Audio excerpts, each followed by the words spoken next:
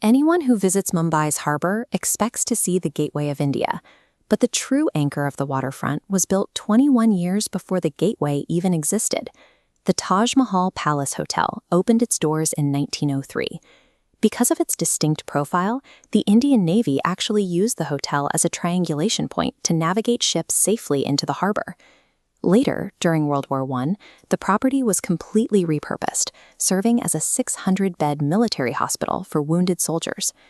Decades later, its red-tiled Florentine Gothic dome took on a very different meaning. When the building was engulfed in smoke during the 2008 terror attacks, images of the burning arches were broadcast globally. Standing tall after the fires were put out, the structure became a national symbol of resilience. This long record of navigation, war service, and national survival has embedded the hotel into the city's identity. Mumbai's residents claim this private landmark as their own shared cultural heritage. That sense of shared ownership is why the events of June 2017 caused such a stir. The Indian Hotels Company Limited, the corporation that owns the Taj Palace, successfully secured an image trademark for the building's exterior architecture. Getting a trademark for a physical building is notoriously difficult. The Taj Palace joined an incredibly small elite club of trademarked properties worldwide, sitting alongside structures like the Empire State Building, the Eiffel Tower, and the Sydney Opera House.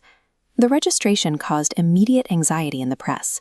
Headlines questioned whether tourists would now be hit with royalty fees just for taking a selfie with the iconic red dome in the background. Why would a corporation suddenly need exclusive legal protection over the skyline profile of a 114-year-old landmark?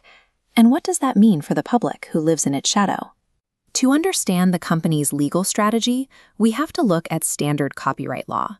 Usually, a building's architectural design is securely protected as an artistic work, preventing other developers from simply copying the blueprints. Completed in 1903, the Taj Palace's design has aged into the public domain. Without active copyright, any third party could freely use the hotel's likeness to sell their own products, like photo frames and cufflinks, without paying a single rupee. A century-old copyright could no longer defend the building from modern commercial threats. To maintain control over their prized flagship asset, the company had to find a different legal shield entirely. They turned to the Trademark Act of 1999. To register a mark under this act, a company must pass a strict two-part test. The mark must be capable of graphical representation, and it must act as an indicator of source for a specific good or service. Most modern hotels are built as identical cookie cutters. A glass rectangle in Mumbai looks exactly like a glass rectangle in London, making them virtually indistinguishable from one another. But the Taj Palace is highly distinct. The company argued that their red dome and arches operate exactly like a traditional corporate logo. When a consumer sees that specific structure, they immediately identify it as the Taj, silently promising a specific premium hospitality experience. The Trademark Registry agreed.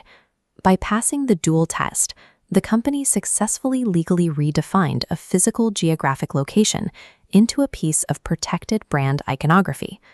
This brings us back to the panic over tourist photos. Section 52 of the Indian Copyright Act contains a principle known as freedom of panorama. This principle explicitly permits the making or publishing of photographs of architectural works placed permanently in public spaces.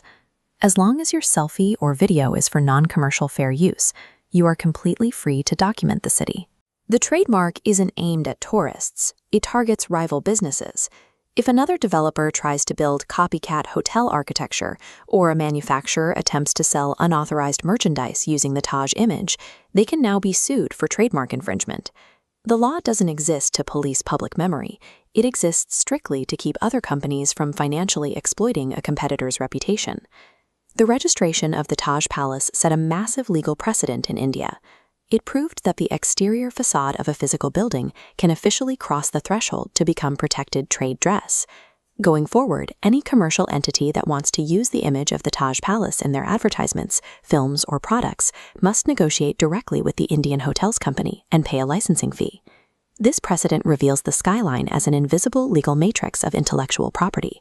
Every iconic silhouette is potentially tethered to a private owner and a licensing agreement. The landmarks that anchor our cultural heritage are simultaneously doing double duty. They are fiercely protected, heavily monetized corporate assets.